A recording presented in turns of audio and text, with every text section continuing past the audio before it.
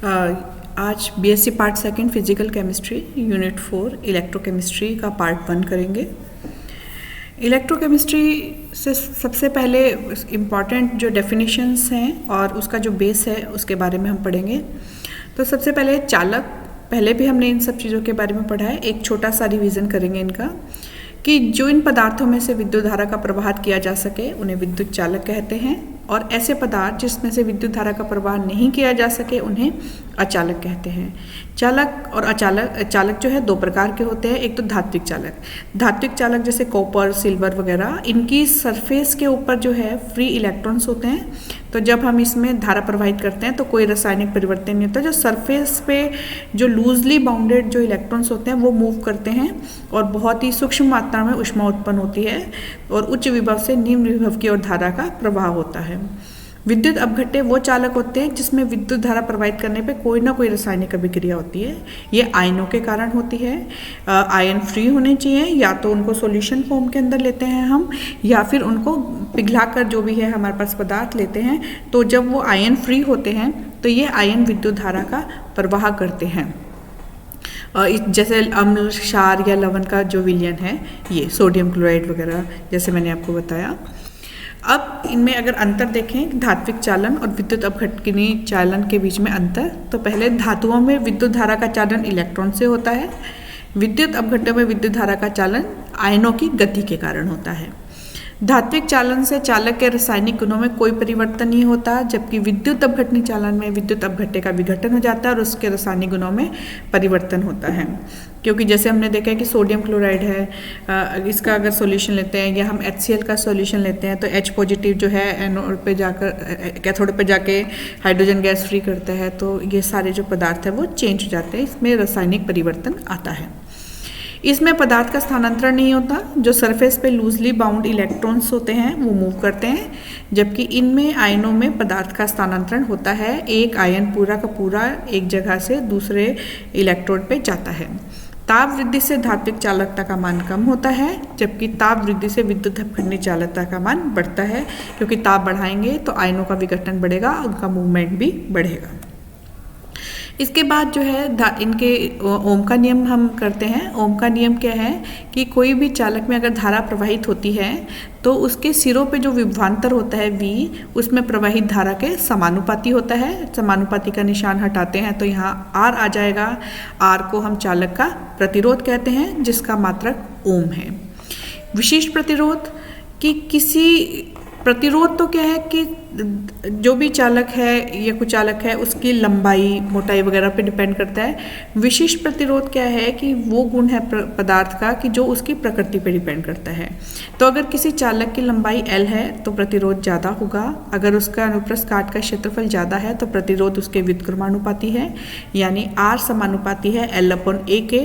और जब हम समानुपाती का निशान हटाते हैं तो यहाँ पर एक स्थिरांक आ जाता है ρ, इसे हम कहते हैं विशिष्ट प्रतिरोध।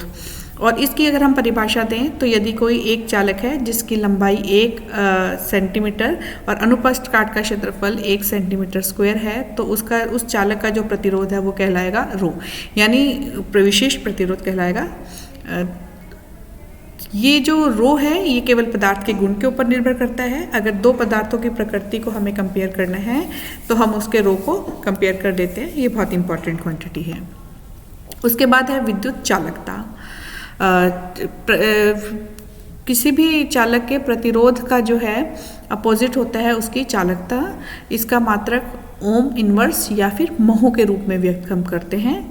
जिसे विशिष्ट प्रतिरोध था इसी तरह से विशिष्ट चालकता भी है। विशिष्ट चालकता को हम कप्पा से प्रदर्शित करते हैं और ये 1/ρ यानी कि विशिष्ट प्रतिरोध का अपोजिट होता है। तो अगर हम ये देखें तो जो विशिष्ट चालकता है वो हो जाएगी 1/R L/A। यहाँ पर जो है ये 1/R है C, तो जो विशिष्ट चालकता है वो होगी चालकता इंटू L/A।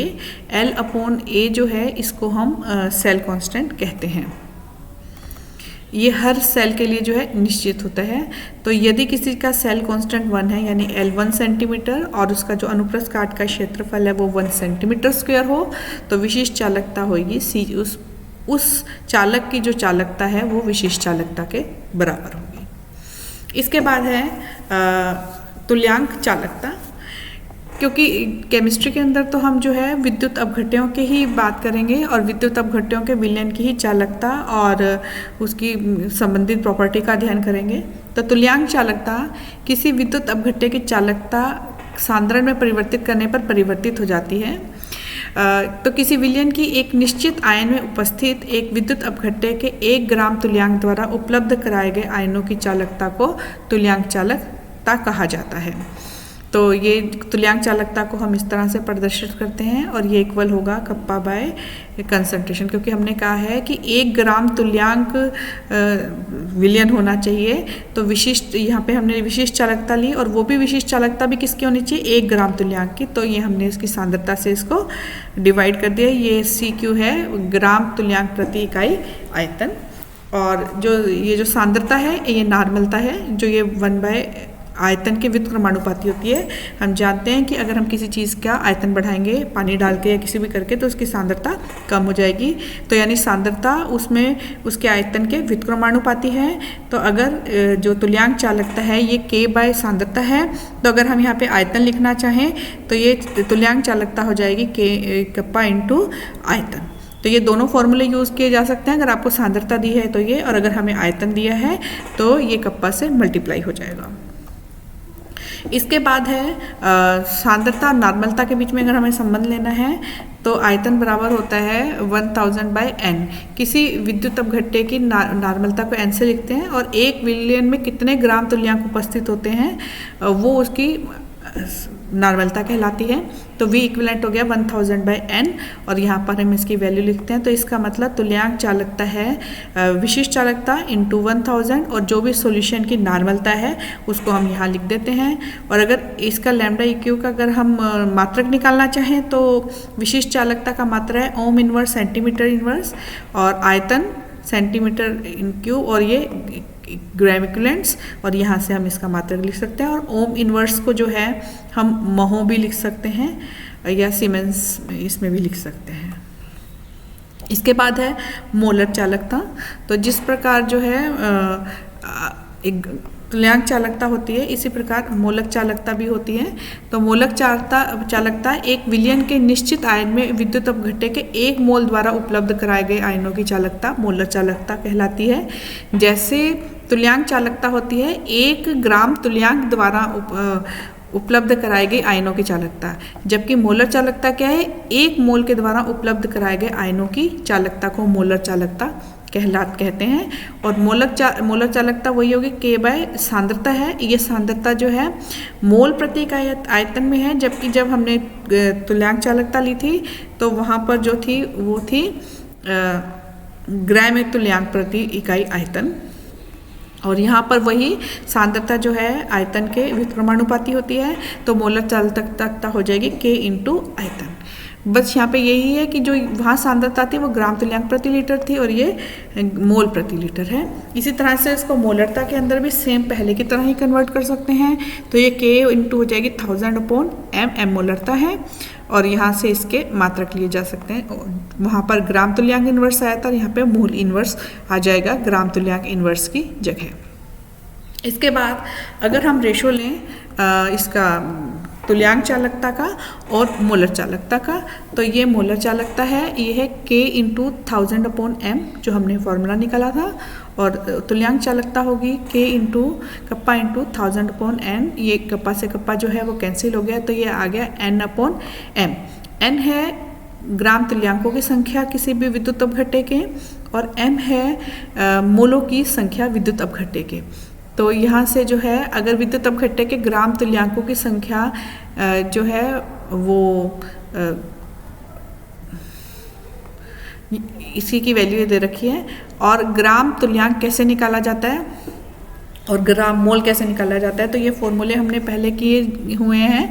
ग्राम तुल्यांक होता है पदार्थ की ग्रामों में मात्रा बटे उसका तुल्यांकी भार, जबकि मोल्स होते हैं पदार्थ की जो है इलेक्ट्रोलाइट की ग्रामों में मात्रा और उसका मोलिकुलर वेट। अगर हम सेम मास लें दोनों का तो ये हो जाएगा molecular weight by equivalent weight, यानी ये जो तो हमारे पास मोलर चालकता हो जाएगी molecular weight by equivalent weight into तुल्यांक चालकता।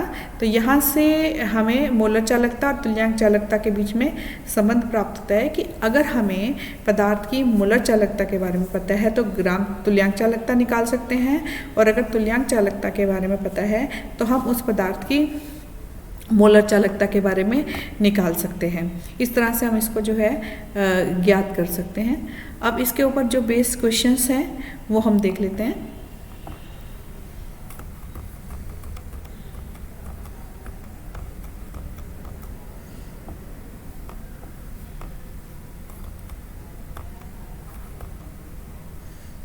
पहला ये आता है कि चालक और अचालक किसे कहते हैं, फिर धात्विक चालन और विद्युत अपघटनीय चालक में क्या अंतर है बताइए। उदाहरण भी पूछा जा सकता है, इसमें एक उदाहरण भी दे सकते हो आप इनके अंतर में कि धात्विक चालन जो है जैसे कि धातु होते हैं कॉपर सिल्वर वगैरह, और विद्युत अपघटनीय चालन के अंदर जो है आप बता सकते हो जैसे कॉपर सल्फेट है, जब हम इसका विद्युत अपघटन करेंगे तो कॉपर 2 पॉजिटिव आयन जो है वो कॉपर के फॉर्म के अंदर जो है परिवर्तित हो जाएंगे, तो उसमें रासायनिक परिवर्तन आ जाता है। फिर आपसे विशिष्ट प्रतिरोध पूछा जा सकता है, लेकिन मुख्य रूप से जो परिभाषा पूछी जाएगी 1 नंबर के क्वेश्चन में वो ये पूछी जाएगी कि चालकता को परिभाषित कीजिए या विशिष्ट चालकता की परिभाषा दीजिए। चालकता का मात्रक बताइए, विशिष्ट चालकता का मात्रक बताइए। तो अगर आपको एक बार फॉर्मूला पता है तो उस फॉर्मूले से आप विशिष्ट चालकता का मात्रक निकाल सकते हैं। एक आपसे ये पूछा जा सकता है कि सेल कांस्टेंट किसे कहते हैं बताइए। तो ये जो L/A है इसको हम सेल कांस्टेंट कहते हैं। सेल कांस्टेंट का मात्रक भी, ये लंबाई है, ये सेंटीमीटर है, तो ये नीचे सेंटीमीटर स्क्वायर है, तो ये हो जाएगा 1 सेंटीमीटर इनवर्स। तो L/A को हम क्या कहते हैं, सेल कांस्टेंट कहते हैं। और कप्पा की जो है आपसे पूछी जा सकती है कि इसका मात्रक बताइए, तो ये यहाँ से हम इसका मात्रक बता सकते हैं। चालकता का मात्रक होता है मोहो और ये सेंटीमीटर इनवर्स, तो मोहो सेंटीमीटर इनवर्स जो है आपके पास कप्पा या विशिष्ट चालकता का मात्रक हो जाएगा। और फिर विशिष्ट चालकता की परिभाषा तो मैंने आपको बताई थी। सबसे इम्पॉर्टेंट है तुल्यांक चालकता की परिभाषा। तो 1 विलयन में इनके निश्चित आयन में उपस्थित विद्युत पदार्थ के 1 ग्राम तुल्यांक द्वारा उपलब्ध कराए गए आयनों की चालकता शक्ति को तुल्यांक चालकता कहते हैं। यहाँ से आप इसकी डेफिनेशन दे दोगे। फिर तुल्यांक चालकता का जो है फॉर्मूला पूछा जा सकता है, या इस फॉर्मूले के ऊपर बेस जो है छोटे छोटे क्वेश्चंस आपसे पूछे जा सकते हैं। विशिष्ट चालकता दे देंगे तो तुल्यांक चालकता निकालनी पड़ेगी, या विशिष्ट चालकता और सांद्रता अगर आपको दे दी जाए तो उसकी सहायता से तुल्यांक चालकता जो है आपको निकालनी होगी। लेकिन जब भी आप ये निकालेंगे तो इनके यूनिट्स का ध्यान रखेंगे कि किन यूनिट्स में क्वेश्चन दिया गया है। ये तुल्यांक चालकता के जो है मात्रक पूछे जा सकते हैं, तो यही है। कप्पा के मात्रक तो ओम सेंटीमीटर इनवर्स था ही, और ये इसका जो होगा ये प्रति इकाई ग्राम तुल्यांक का आयतन है, तो ये सेंटीमीटर क्यूब और अपॉन इक्विवेलेंट। तो यहाँ से जो है हम विशिष्ट चालकता के तुल्यांक चालकता के मात्रक दे सकते हैं। मोलर चालकता की भी परिभाषा पूछी जा सकती है।